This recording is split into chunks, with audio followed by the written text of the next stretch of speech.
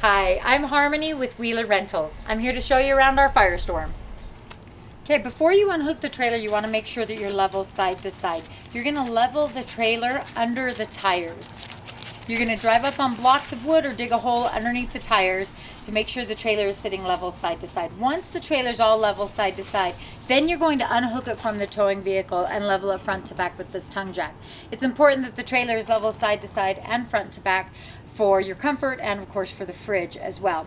Once the trailer is level, then you're going to lower down stabilizer jacks. This trailer is equipped with 2 stabilizer jacks, one on each back corner. There's no stabilizer jacks on the front.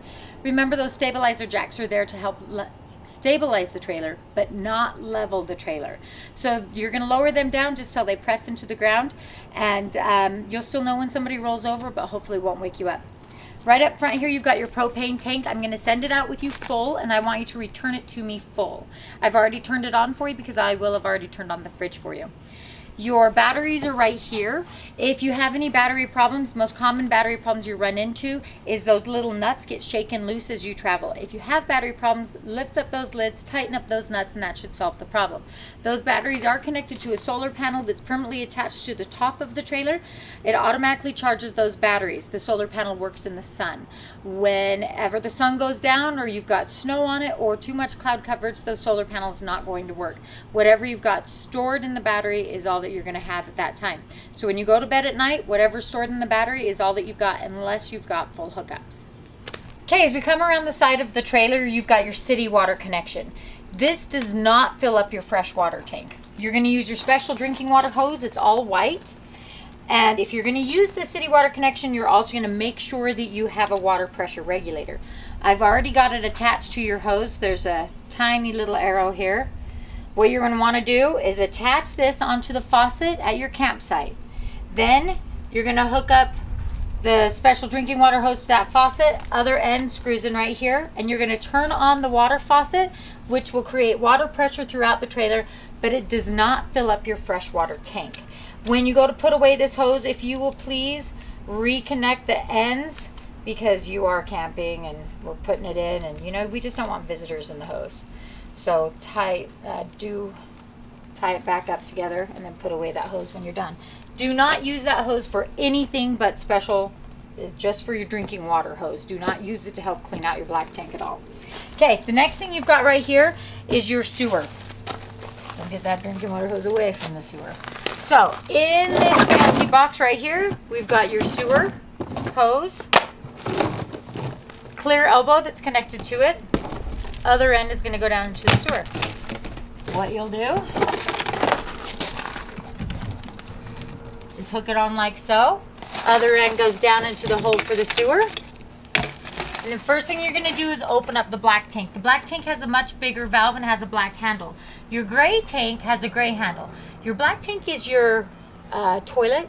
Your gray tank is your sink and your shower. So the first thing you're going to do is just open up that black tank and let that just completely drain out. Then you're going to close this black tank, use a garbage can that's already inside the trailer, and bucket a little bit of water right down into that toilet, and then come back out, open it up. You will get more stuff out that second time. Then you're going to close it, dump more water in, come back out, open it up. You're going to repeat that process until the last time you open up this valve, only clear water comes out, then you know you're done with the black tank. You're going to close that black tank for the last time, then open up this gray tank valve. You're just going to let everything run out. You do not need to flush out the gray tank. Close the gray tank, take off the hose, rinse everything off with the hose or water that's available at the dump station, and then put it all back where you got it from.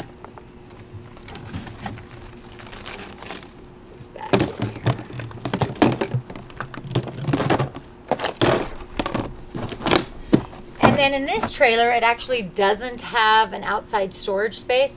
So we're going to put this bin and another bin inside the tub. That's for the traveling, so it doesn't roll around all over the place. Okay, as you come over here, you've got the outside of your fridge. Nothing at all you need to do with it. The only benefit really of having it out here and being aware of it is sometimes you can listen to it and you can hear the flame going. That's if you're not hooked up to electricity, you can hear the propane going that actually cools down the fridge for you. Right here is your freshwater tank. Now this trailer is actually a fantastic dry camping trailer. Dry camping meaning you don't have hookups. The really great thing about this trailer is it has a solar panel, just like all of my trailers do, but it also has a freshwater tank. So that's huge. It makes this trailer for a great hunting trailer as well. So to hook up that freshwater tank, you'll just take off the cap, put the hose in there until the water starts spitting out, then you're done. There is a overflow valve down here. So if you ever come over here and you see water just spurting out and there's no valve at the end of that hose, then that's just the overflow valve and that's fine.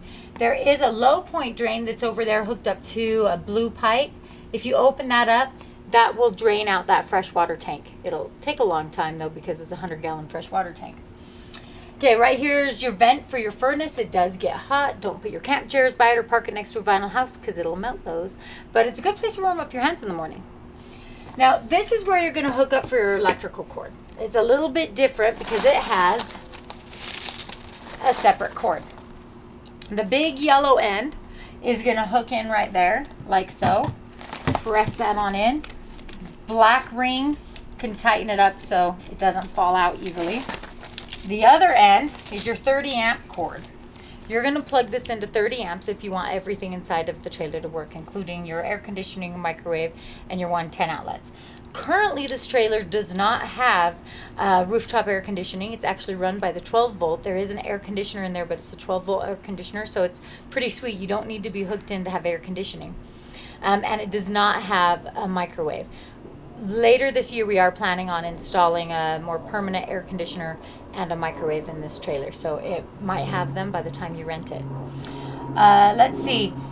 I do have an adapter that takes this down to a 15 amp. That way you can just plug into any extension cord, allowing everything inside of your trailer to work. Now, other than air conditioning, microwave, and 110 outlets, everything inside of your trailer is going to run off of battery, propane, or a combination of the two.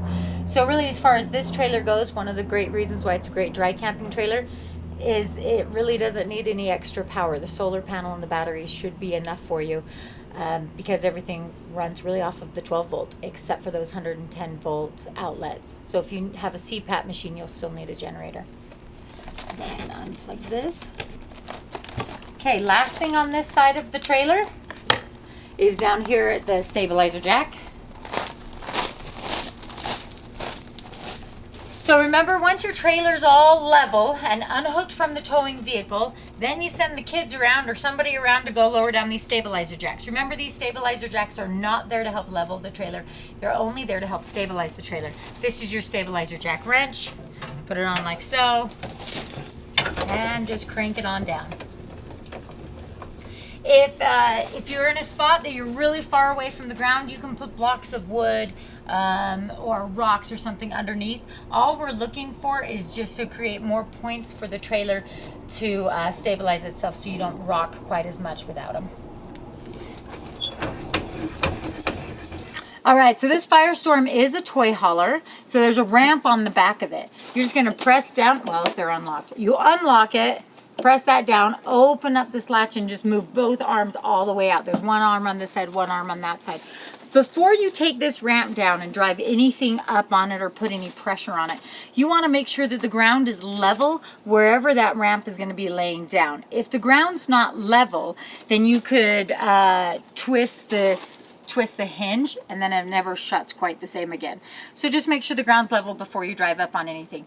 The other reason why you want to make sure the ground's level and clear of rocks is you don't want to bend the lip of the gate when it opens up.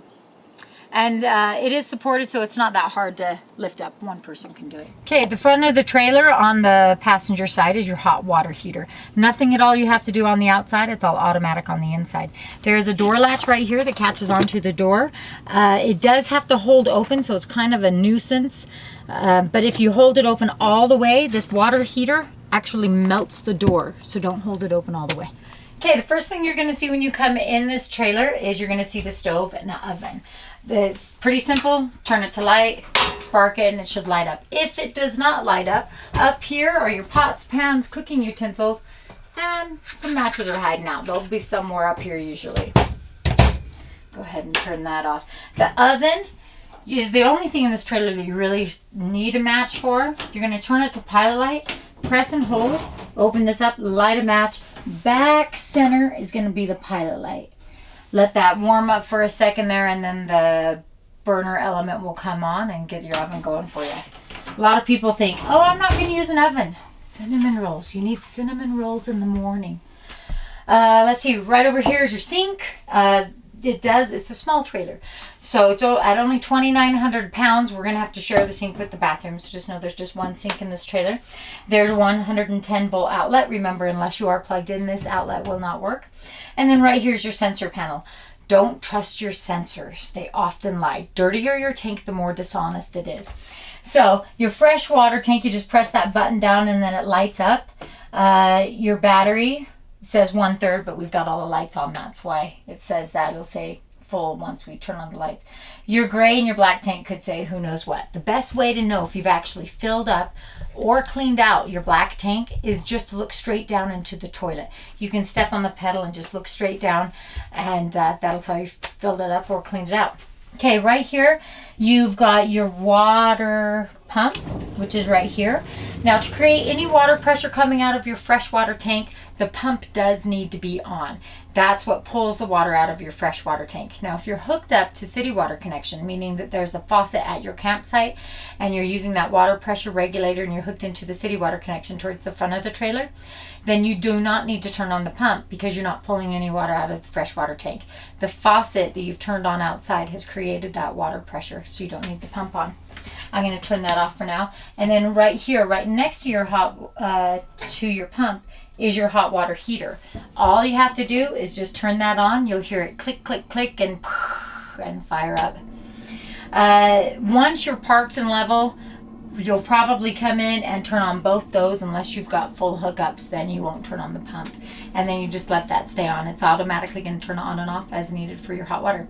Now, it's a 6-gallon hot water tank, so the showers will still be pretty quick, but at least it doesn't take too long to warm up. I'm going to turn it off for right now, and then we're going to come over here to the furnace. So this is your thermostat for your furnace. There is a little tiny lever right here. It actually says off and has an arrow pointing that way. It is stiff. They're all stiff like this. So when you want to turn it on, you've got to take it and press and turn it so that it's straight up. It's just a little movement, but you do have to press on it. Now it is on, and then you've got your temperature, hotter or colder. And it's the middle of July, so it's pretty hot in here right now, so it's not going to come on for us because apparently we're not over 90 degrees, so that still came on for us. We'll turn it off right now, and we'll turn that off. Then right here is your fridge. Your fridge needs 3 things inside of all RVs in order to operate correctly. One, it needs to be level. That's one of the reasons why it's so important that the trailer is level before you unhook it from the towing vehicle. The other things is it needs to have some battery, needs to have some propane. If you are plugged in, so you're hooked up to electricity, it just needs to be level. You don't need to worry about the battery or propane because it's running off of electricity. This is a 2A fridge. It will run off of electricity or propane with a little bit of battery. If you have any problems with it, this check light here is going to come on, and what you're going to do is turn it off, and then you're going to check. 1, are you level? Best way to check that is by opening that up, sticking a level inside of the fridge somehow, just on one of the shelves. You might have to move a couple things and make sure the trailer is level. Once you know it's level, then the next thing you're going to do is check your battery. Easiest way to check your battery is either by the sensor panel, or you can also check it with this charge controller. So the charge controller, this is for your solar panel. Nothing at all you have to do with it. It's just pretty to look at and tells you some information. It cycles through different information. So right now it says 11.9. So the battery is about halfway full.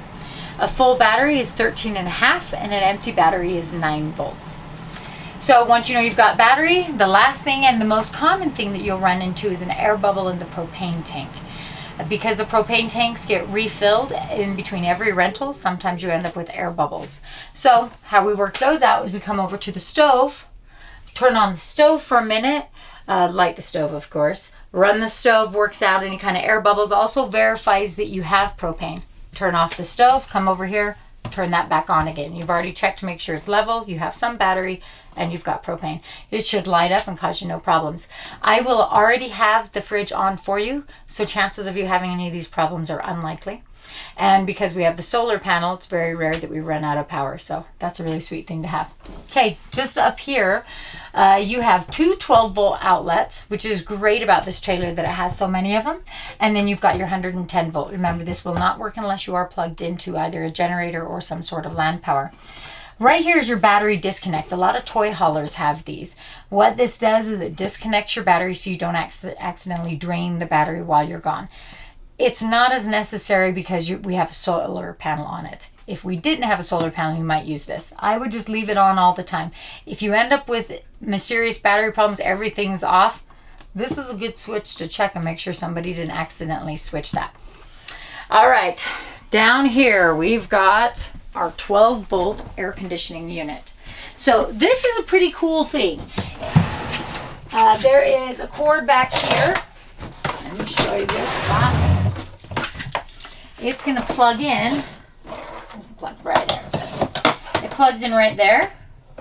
And then this end goes into one of these 12 volts. That's going to give you enough power for that fan to run. And then inside here, let me open this up. Oops. Open this thing. Here we go. I just reached a little too far. Okay.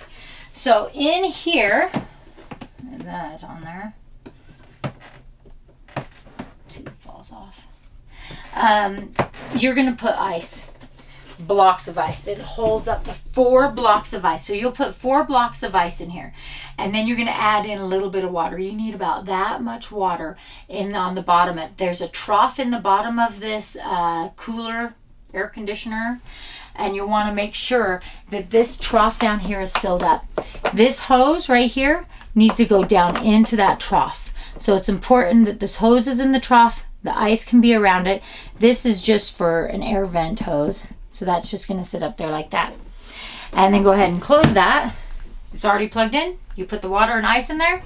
And then everything else is pretty obvious here. You can do auto or manual. And then you've got your low and high and then warmer or cooler. And then you've got air conditioning, even with just the 12-volt battery. So it's a pretty sweet thing to have. It does take up a little bit of space, but you don't need hookups to have air conditioning. All right, I'm gonna put this away. And the last thing is gonna be the fridge, or not the fridge, the bathroom. Put this on here.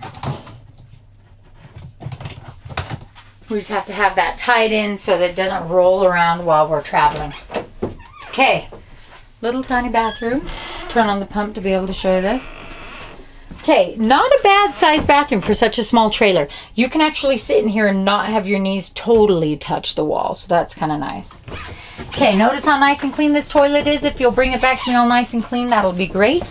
You press halfway down on the pedal, and that gives us water. All the way down opens up.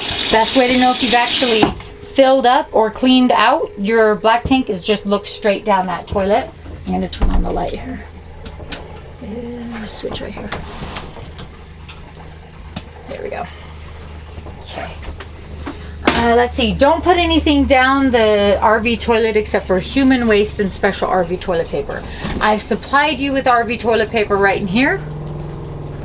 And I will put the chemicals in the toilet for you before you leave. So you won't have to worry about the chemicals at all.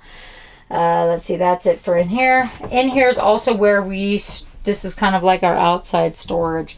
So we're storing the sewer the sewer hose, and then all of your other RV supplies. So in this box, it's got your electrical cord. It's got a level in there. It also has your fresh drinking water hose, and it also has your power regulator. Remember, actually that doesn't apply to this trailer. That just brings down to 15 amps. Okay, this trailer also has a fan, a light up there, and your light switches and fan switches are actually on this wall. Right there. Okay, let me show you how the beds work. Let's step on out of here. I need to trade you spots. Okay, so this trailer is equipped with a queen size bed up top and 2 couches. So these couches lay down pretty simple. They work just like the futons. You can lift it up and lay that on down. And this one, it's got the table hidden behind it. So I'm gonna move this out of the way for right now. And I'm gonna get myself out of the way. Lift up, lay it on down. So it ends up being like 2 twins squished together like a king size bed. So that's how we get 5 people, is if you're thinking 3 people sleep down here and 2 people sleep up on the queen bed. Right on this wall, you've got light switches. One goes to the outside, one goes to the inside. Remember that this switch has to be on, and the switches on the ceilings have to be on in order for the lights to work. They're 2-way switches. Both switches have to be on. Right above the light switches is the bed lift control. So there's up and here's down.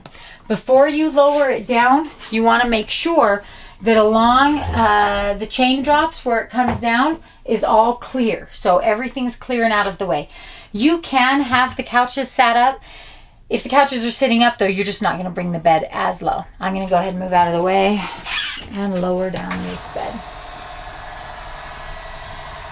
Just done by a push of a button.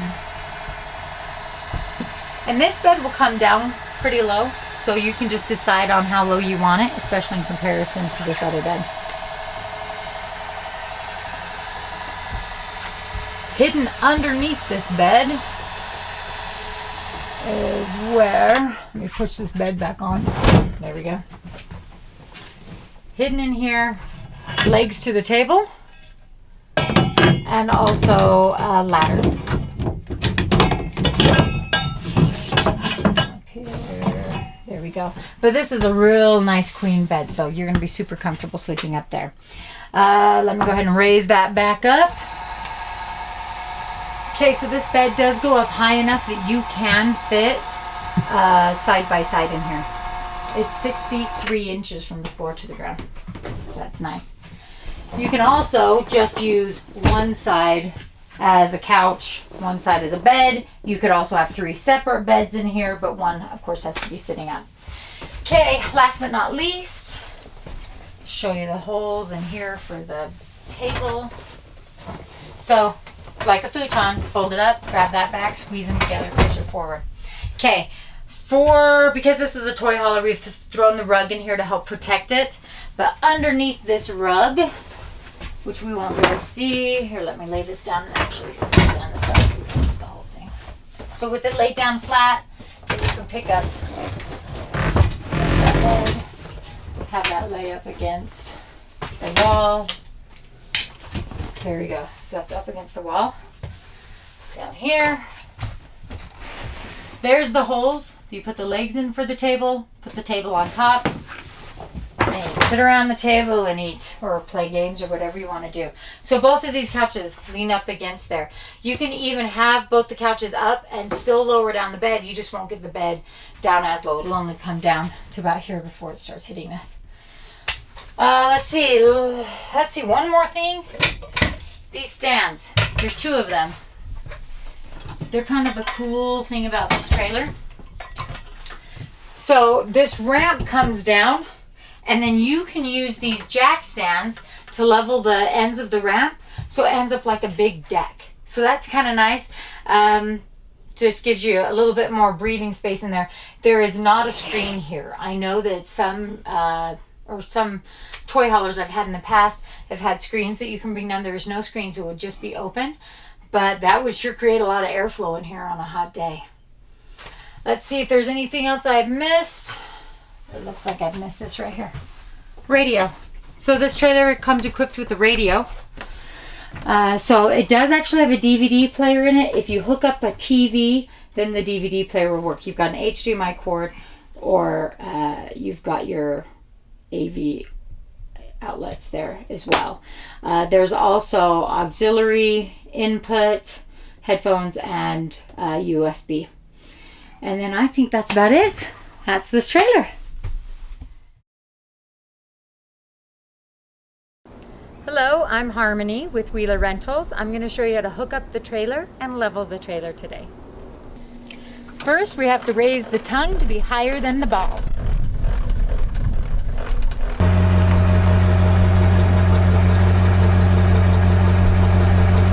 Then we have to lower the tongue down onto the ball. Sometimes we have to give it a little push and pull. Lower that on down. As soon as it's down onto the ball, you can put the ball lock forward. Teeth go down into that hole. Then we raise up the jack the rest of the way. At this point in your walkthrough, I will then make sure that the trailer is running level. I've already adjusted this ball to run level with this trailer, so I've already done that.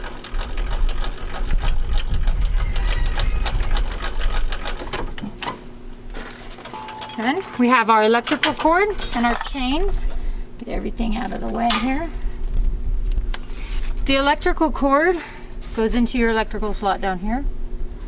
There is a catch on the lid, so lift up the lid. Make sure that that knob goes up with the lid. Push it in all the way. Put that lid down. Pull by the plug. Make sure you can't pull that out. When you go to undo this, lift up the lid, pull with the plug. Please do not pull with the cord. And then you've got your chains. You want to do your best to cross the chains over. The reason why we cross the chains is so that if you were to become disconnected from the towing vehicle, it creates a cradle for the tongue to sit in. Then you've got your breakaway cable. The theory behind this cable is if you were to become disconnected from the towing vehicle, this cable is going to pull the little pin right out of this box here and engage the trailer's brakes.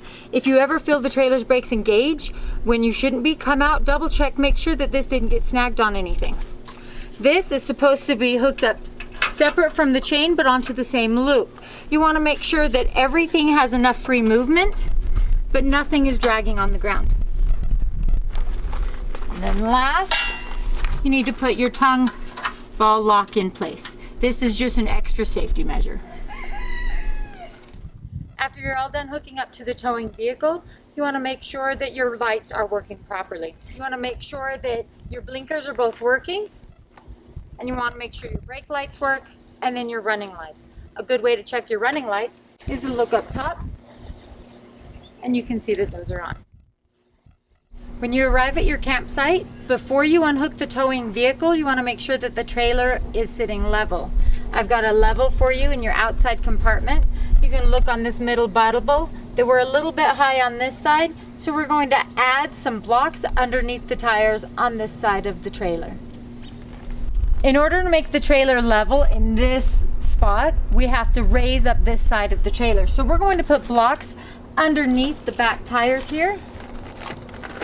And then we're going to back up onto those blocks to raise up this side of the trailer. Now that the trailer is sitting level side to side, I'm going to chock the wheels and then unhook it from the towing vehicle. Because this trailer is angled downhill, we're just going to put the chocks behind the tires. But if your trailer is going forward, then you'd have to, of course, put the chocks in front of the tires. To be on the safe side, you can put a chock on both sides of the tires like this. And then it doesn't matter which way it rolls. Now that I've got the trailer sitting level side to side and I've chocked the wheels, now I'm going to unhook it from the towing vehicle. With the tongue jack, we're going to lower it down. We're going to take out the ball lock pin, press down, and pull it back. It should stay back there. I stick the pin and I just hook it up onto the propane tank so I don't lose that. Crank it up and off my towing vehicle.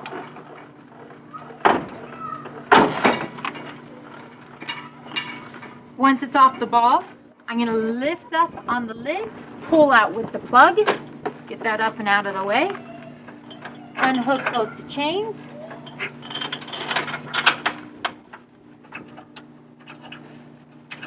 your electric breakaway cable's out of the way, and the other chain.